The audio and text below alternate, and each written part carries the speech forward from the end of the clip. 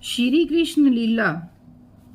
श्री शुकदेव जी कहते हैं, परीक्षित, कंस ने जिस केशी नामक दैत्य को भेजा था वह बड़े भारी घोड़े के रूप में मन के समान वेग से दौड़ता हुआ ब्रज में आया। वह अपनी टापों से धरती खोदता आ रहा था। उसकी गर्दन के चितराए हुए बालों के झटके से आकाश के बादल और विमानों की भीड़ तितर बितर हो रही थी। उसकी भयानक हिनहिनाहट से सबके सब भय से कांप रहे थे। उसकी बड़ी बड़ी आंखें थी, मुंह क्या था मानो किसी वृक्ष का खोखर ही हो। उसे देखने से डर लगता था। बड़ी मोटी गर्दन थी, शरीर इतना विशाल था कि मालूम होता था काली काली बादलों की घटा है। उसकी नीयत में पाप भरा था। वह श्री कृष्ण को मारकर अपने स्वामी कंस का हित करना चाहता था। उसके चलने से भूकंप होने लगता था।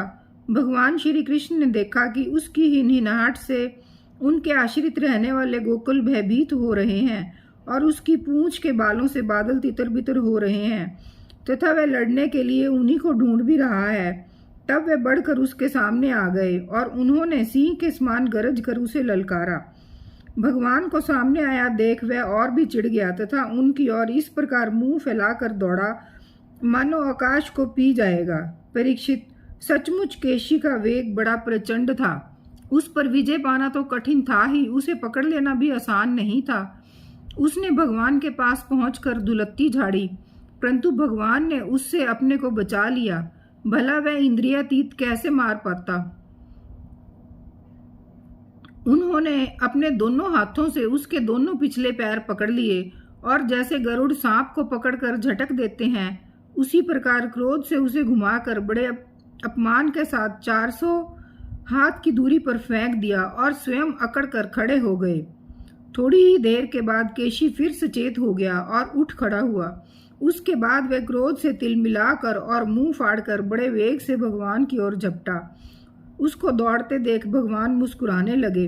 उन्होंने अपना बायां हाथ उसके मुंह में इस प्रकार डाल दिया जैसे सर्प बिना किसी आशंका के अपने बिल में घुस जाता है। परीक्षित, भगवान का अत्यंत कोमल कर कमल भी उस समय ऐसा हो गया मानो तपाया हुआ लोहा हो। उसका स्पर्श होते ही केशी के दांत टूट टूट कर गिर गए और जैसे जलोदर रोग उपेक्षा कर देने पर बहुत बढ़ जाता है वैसे ही श्री कृष्ण का भुज दंड उसके मुंह में बढ़ने लगा। अत्यंत शक्ति भगवान श्री कृष्ण का हाथ उसके मुंह में इतना बढ़ गया कि उसकी सांस के भी आने जाने का मार्ग न रहा। अब तो दम घुटने के कारण वह पैर पीटने लगा। उसका शरीर पसीने से लथपथ हो गया, आंखों की पुतली उलट गई। वह मल त्याग करने लगा।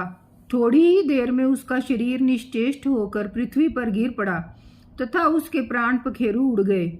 उसका निष्प्राण शरीर फूला हुआ होने के कारण गिरते ही पक्की ककड़ी की तरह फट गया। महाबाहु भगवान श्री कृष्ण ने उसके शरीर से अपनी भुजा खींच ली। उन्होंने इसे कुछ भी आश्चर्य या गर्व नहीं हुआ। बिना प्रयत्न के ही शत्रु का नाश हो गया। देवताओं को अवश्य ही इससे बड़ा आश्चर्य हुआ। वे प्रसन्न होकर भगवान के ऊपर पुष्प बरसाने और उनकी स्तुति करने लगे।